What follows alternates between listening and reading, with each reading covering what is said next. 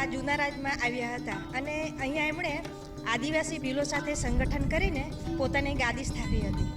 સમય જતાં હરીશે ફરીથી ચડાઈ કરીને પોતાની ગાદી મેળવી લીધી હતી. કહેવામાં આવ્યું છે કે અહીં ભીલોના વંશજ દ્વારા રાજાએ રાજતિલક કરાવ્યું હતું અને એ પ્રથા હજુ પણ ચાલુ છે. સમયના વહેણની સાથે અત્યારે આ મહેલ કે આ પેલેસ ડુબાણમાં જતા ખંડિત હાલતમાં છે. એના અવશેષો આપણે જોઈ શકીએ છીએ. પ્રવાસન ધામ તરીકે પણ એને વિકસાવવામાં પ્રયત્ન કરવામાં આવેલો છે. ઘણા પ્રવાસીઓ આ સ્થળની મુલાકાત લેવા માટે ચૂકતા નથી. અત્યારે આપણે જૂના રાજના પ્રાચીન અને ભવ્ય મંદિર આગળ ઊભા છીએ. એવું કહેવાય છે કે આ મંદિર લગભગ 250 વર્ષ જૂનું છે, કેમ કે એનું બાંધકામનો પ્રારંભ જીનેસિંહ નામના રાજાએ 1834માં કર્યો હતો અને અત્યારે એ 5 વર્ષ સુધી બાંધકામ કર્યા પછી 1839માં એનું બાંધકામ પૂર્ણ કર્યું હતું. આજે પણ લોકોને આ મંદિર પ્રત્યે એટલી આસ્થા છે કે જે જૂના જમાનામાં હતી. આજે પણ પ્રવાસીઓ જ્યારે પણ અહીંયા જૂના રાજ આવે છે ત્યારે અવશ્ય આ મંદિરનું દર્શન કરવાનું ચૂકતા નથી. આપણા અત્યારે જે મંદિરે ઊભા છે એ મંદિરની બરાબર સામે વન વિભાગ દ્વારા એક ટુરિઝમ ઊભું કરવામાં આવ્યું છે અને ત્યાં અદ્યતન સુવિધાઓ જે પ્રવાસીઓ આવે છે એમને એ લોકો આપતા હોય છે. એટલે અહીંયા જે કોઈ પ્રવાસી આવે છે આ મંદિરનું દર્શન કરે છે, સાથે સાથે કુદરતી વાતાવરણથી એ પોતે આનંદમય થઈને પોતાના દિવસો વિતાવીને આનંદ માણે છે. અત્યારે આપણે રાજપીપળાથી 5 કિલોમીટર દૂર કરજણ નદી ઉપર બનાવવામાં આવેલો કરજણ ડેમ પર ઊભા છે અને અહીંના work engineer Shri BR Chauhan સાહેબ આપણને આ કરજણ ડેમ વિશે માહિતી આપશે. શ્રી ભરતભાઈ. મારું નામ BR ચૌહાણ છે. હું સિંચાઈ ખાતામાં વિભાગ 4 હેઠળ ફરજ બજાવું છું વર્ક આસિસ્ટન્ટ તરીકે કરજણ યોજના ઉપર. અને રાજપીપળાથી 8 કિલોમીટર એરિયા દૂર કરજણ બંધ બાંધેલો છે. જીતગઢ ગામ છે એનું, અને જીતગઢ ગામ પાસે કરજણ યોજના આકાર લઈ લીધેલી છે. અને ટોટલી એની હાઇટ છે 119.70 સેન્ટીમીટર. કરજણ ડેમની હાઇટ 119.70 સેન્ટીમીટર છે. એની અંદર 2 કાંઠે મેન કેનાલ 2 છે. એક કેનાલ છે LBMC અને એક કેનાલ છે RBMC. RBMC 12.5 કિલોમીટર લાંબી છે અને LBMC 51 કિલોમીટર લાંબી છે. LBMCમાંથી ટોટલ 60,350 હેક્ટર પિયત વિસ્તાર થાય છે અને RBMCમાંથી 19,435 હેક્ટર જમીનને સિંચાઈનું પાણી મળે છે. એટલે બંને બાજુની કેનાલમાંથી ટોટલી 70,380 હેક્ટરને સિંચાઈનો લાભ મળે છે. આ યોજનાની અંદરથી 3 મેગાવોટ વીજળી ઉત્પન્ન થાય એવી રીતે ઓરેવા પ્રાઇવેટ એન્જિનિયરિંગે કન્સ્ટ્રક્શન ઊભું કરેલું છે અને એમાંથી 3 મેગાવોટ વીજળી ઉત્પન્ન કરીએ છીએ. 3 મેગાવોટ વીજળી ઉત્પન્ન થાય છે પાણી દ્વારા અને એ વીજળી આપણે રાજપીપળાને પહોંચાડીએ છીએ અને રાજપીપળાથી ડિસ્ટ્રીબ્યુશન થઈને આગળ જ્યાં જ્યાં વપરાશ કરવાનો હોય છે ત્યાં GEB પહોંચાડે છે. નર્મદા જિલ્લામાં તેના મુખ્ય મથક રાજપીપળાથી 17 કિલોમીટરના અંતરે આવેલ પ્રવાસ માટેનું સરસ મજાનું સ્થળ એટલે કે વિશાલ ખાડી. રાજપીપળાથી નેત્રંગ રોડ તેમજ મોવી ડેડિયાપાડા રોડ પર 17 કિલોમીટરના અંતરે કુદરતના ખોળે સાતપુડાની પર્વતમાળાની બાજુમાં ખૂબ સરસ મજાનું પ્રવાસ માટેનું સ્થળ આવેલું છે. આ પ્રવાસ માટેનું સ્થળ એટલે વિશાલ ખાડી ઇકો ટુરિઝમ પોઈન્ટ. કરજણ જળાશય એ અહીંથી જ જઈ શકાય છે.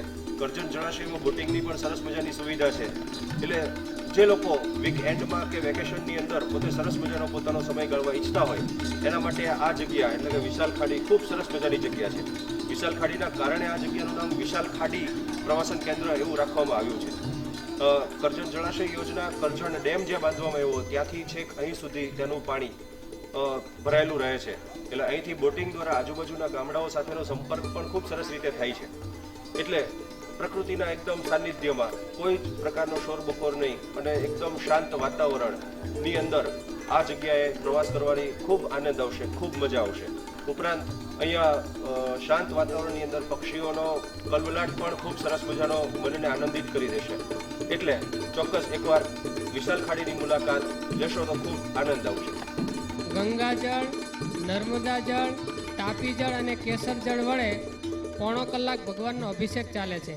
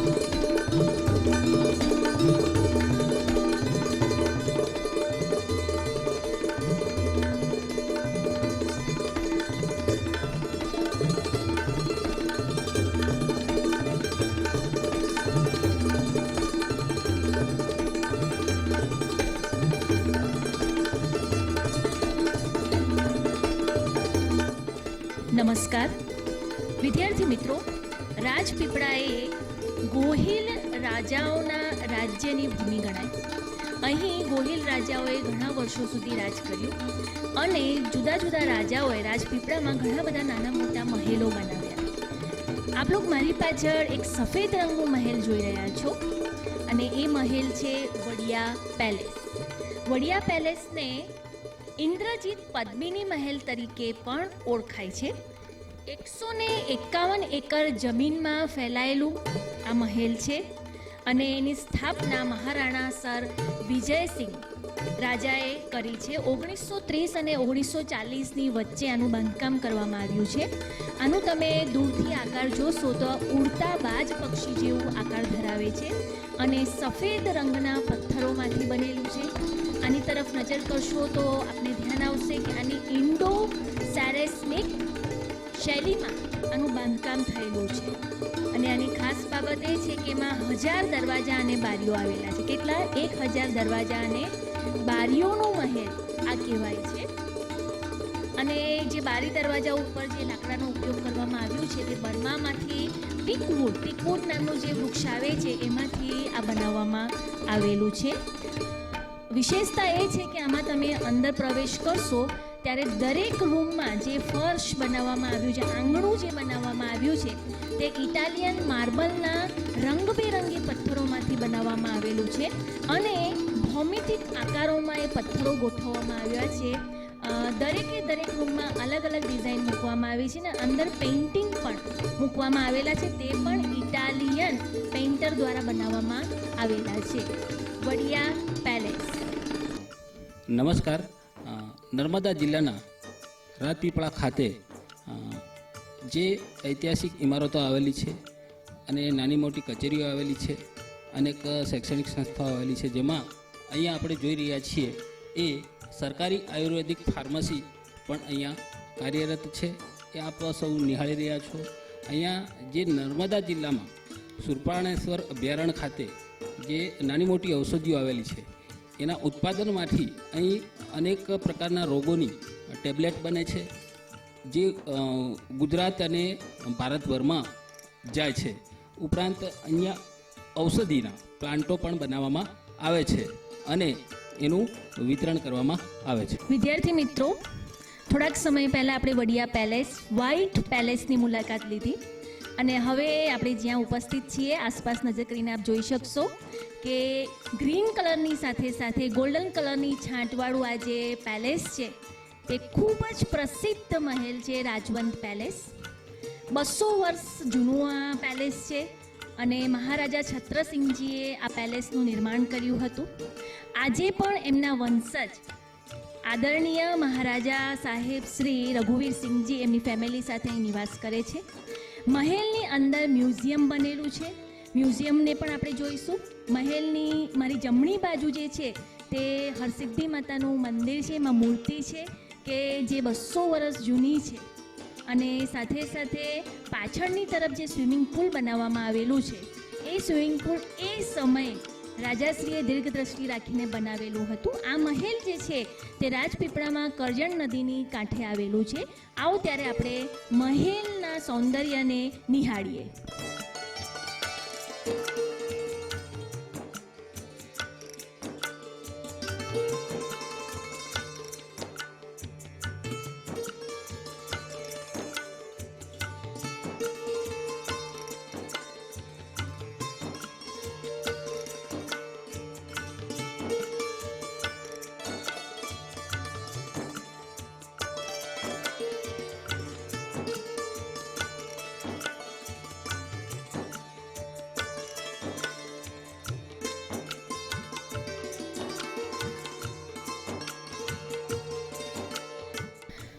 હાલમાં આપણે વિક્ટોરિયા ગેટની પાસે ઊભા છે. આપ જોઈ રહ્યા છો મારી પાછળ વિક્ટોરિયા ગેટ બનેલું છે.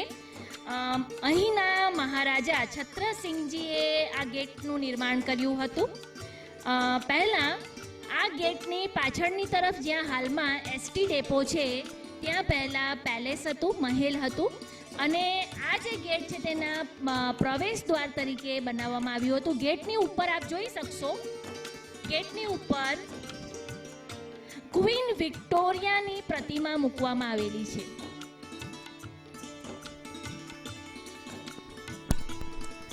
આપ જે આ સ્મારક જોઈ રહ્યા છો તે છે ભીલ રાજા નંદ રાજાનું આ સ્મારક છે. આજથી 500 વર્ષ પહેલા જૂના રાજપીપળા ગામ, જે હાલમાં રાજપીપળાથી 12 કિલોમીટર જેટલા અંતરે આવેલું છે, ત્યાં આ નંદ રાજા આદિવાસી રાજા રાજ કરતા હતા. ત્યારે વેરીસાલજી રાજાએ સદર રાજા ઉપર ચઢાઈ કરી વિજય પ્રાપ્ત કરી અને ત્યારબાદ આ રાજાને તેમણે અહીં લાવીને ફરીવાર વસાવ્યા અને એમની યાદમાં આ સ્મારક બનાવ્યું. વિદ્યાર્થી મિત્રો, મારી પાછળ આપ જોઈ રહ્યા છો રાજપીપળા મુખ્ય મથકમાં આવેલ લાલ ટાવર. ખરેખર લાલ ટાવરનું જે નામ છે તે છે ધ શેવાન મેમોરિયલ રેડ ક્લોક ટાવર. ટાવરની ઉપર તમે જુઓ એમ ઘડિયાળ આવેલી છે અને આ જે ટાવર છે તે જે બ્રિટિશ ઓફિસર હતા શેવાન, એમની યાદમાં બનાવવામાં આવ્યું છે. અહીંના મહારાજા છત્રસિંહજીએ 1896માં આનું નિર્માણ કર્યું હતું.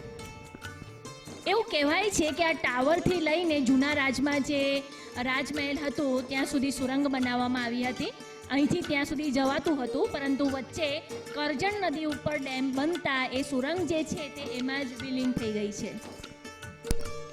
વિદ્યાર્થી મિત્રો, હાલમાં આપણે રાજપીપળાના પ્રવેશ દ્વાર પાસે ઊભા છીએ.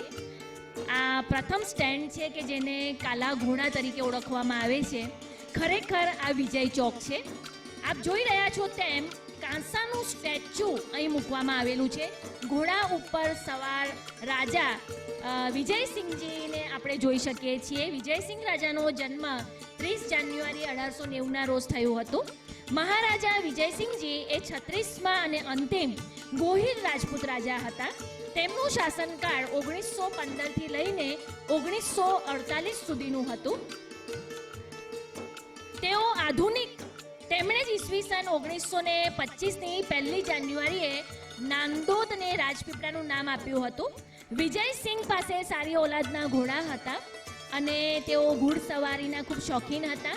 રેસમાં દોડે એવા સરસ મજાના ઘોડા હતા અને એની માટે એમને સમય ઉપર સ્પર્ધાઓમાં વિજેતા થવા માટે વિવિધ ઇલકાબો અને ઇનામો આપવામાં આવ્યા હતા. જેમ કે ઇન્ડિયન ડર્બી એવોર્ડ એમને 1919માં આપવામાં આવ્યું હતું અને એવોર્ડ જીતવા માટે એમની સાથે ટીપેસ્ટર નામનો ઘોડો હતો. આઇરિશ ડર્બી એવોર્ડ એમને 1926માં મળ્યું હતું.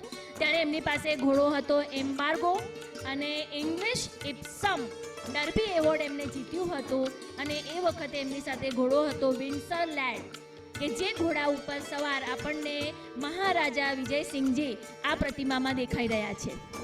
હાલમાં આપણે નર્મદા જિલ્લાના પાટનગર રાજપીપળા ખાતે જે એક જૂનું અને જાણીતું અજાયબ મંદિર છે તેની સામે ઊભા છે.